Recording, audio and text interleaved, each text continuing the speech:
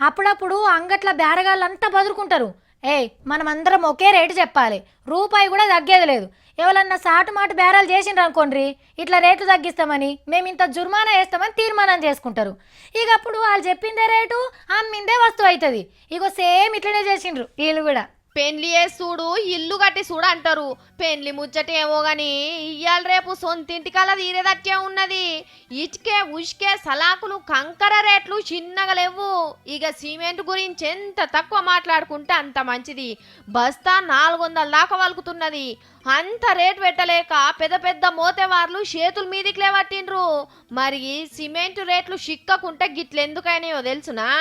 అంతా ఆ కంపెనీల పుణ్యమే.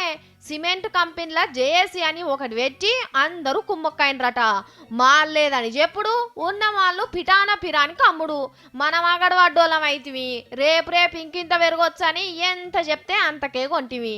ఎందుకో డౌట్ వచ్చి ఒక సర్కార్ సంఘం ఎంక్వైరీ చేస్తే మనోళ్ళ బాగోతం మొత్తం బయటపడ్డది. ఇంత పనికున్నారు తాతలు అని 11 సిమెంట్ కంపెనీలకు 6,700 కోట్ల రూపాయలు దండిగేసింది. మందిని కొరిగిన దానికి 2 వాళ్ళు గీక్తుండ్రు అన్నట్టు. కానీ ఏం లాభం? ఎక్కువ పైకం పెట్టి కొన్నోళ్ళకి ఇస్తారా?